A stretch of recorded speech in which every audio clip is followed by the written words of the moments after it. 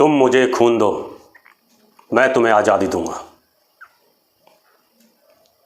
ये नारा नेताजी ने इसलिए दिया था कि आज़ाद हिंद के सैनिक इतना खून बहाएंगे ताकि इस देश के अंदर रहने वाले लोगों का खून खौल उठे।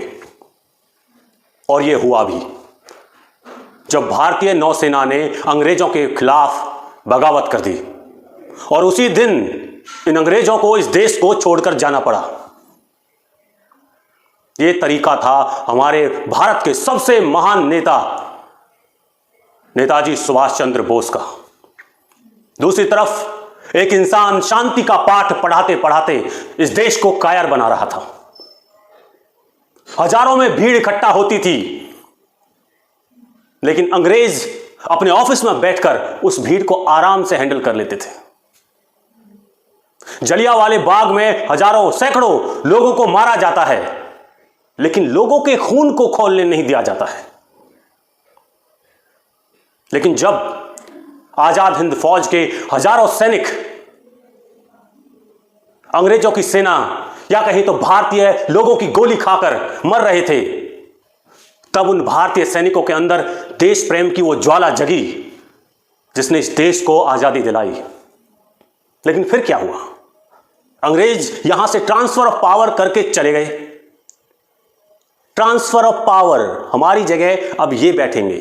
कुछ ज्यादा बदलाव नहीं, आजादी नहीं, सिस्टम जैसा था वैसा ही रहा। और इस देश की चेतना को फिर से सुलाने के लिए इतने प्रयास किए गए कि उसकी एक बहुत बड़ी लिस्ट है।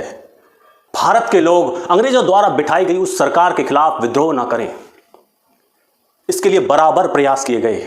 उन्हीं प्रयासों में से एक प्रयास यह भी था कि सबसे पहले यह देश इस व्यक्ति को भूल जाए जो इन लोगों को लड़ना सिखाता है, जगाता है, जो लोगों के अंदर देश प्रेम की भावना जगाता है।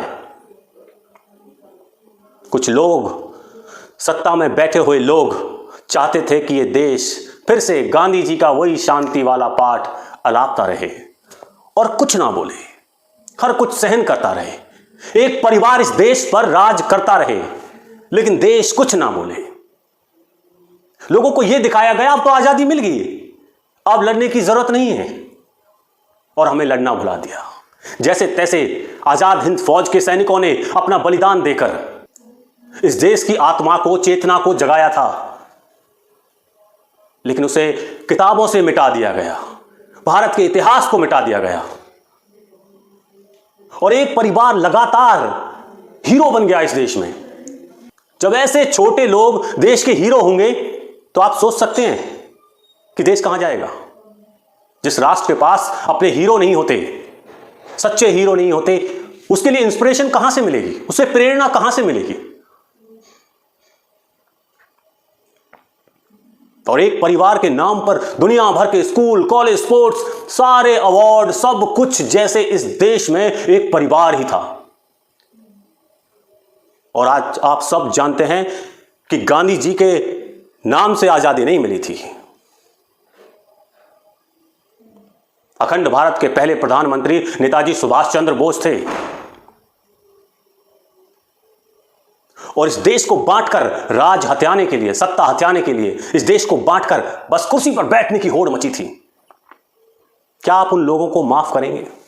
वो हमारे देश के अंदर, हमारे देश की मिट्टी में से पैदा हुए अंग्रेज थे, उनको हम पहचान नहीं पाए। लेकिन आज जब इतिहास खंगाला जा रहा है तो उनका अस्तित्व फिर से जिंदा हो रहा है। और जो छोटे लोग अपने आप को बहुत बड़ा दिखाते थे, वो आज कहीं नहीं है, समाप्त हो गए हैं, कहीं दिखते ही नहीं हैं।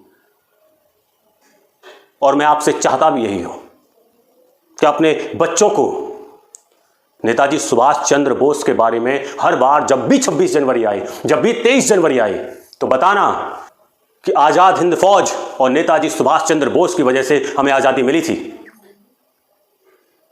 जो काम सैकड़ों वर्ष पहले हो सकता था, उसे इतना लंबा खींचा गया। इन छोटे लोगों को इस देश से उखाड़ कर फेंकना है। और अभी भी मेरे देश के लोग इन लोगों के पीछे घूमते हैं, इनको प्रधानमंत्री बनाना चाहते हैं। जागिए। क्या आप अस्वीकार करते हैं नेताजी सुभाष चंद्र बोस का योगदान? तो फिर क्यों नहीं है वो? क्यों नहीं है वो दिल्ली में? क्यों 75 साल बाद वो आज दिल्ली में स्थापित किए जा रहे हैं? क्यों उनका सम्मान आज 75 साल बाद उन्हें वापस दिया जा रहा है? किसे डर लग रहा था उनके सम्मान दिए जाने से? किन लोगों को खतरा था? किन लोगों की सत्ता को खतरा था? आपके साथ धोखा किया गया है, आपको सत्य से दूर रखा गया है। और मैं आप पर छोड़ता हूं कि जो लोग आपको अंधेरे में रखते हैं, आपके साथ धोखा करते हैं, आप उनके साथ क्या करोगे? जय हिंद, जय भारत, वंदे मातरम।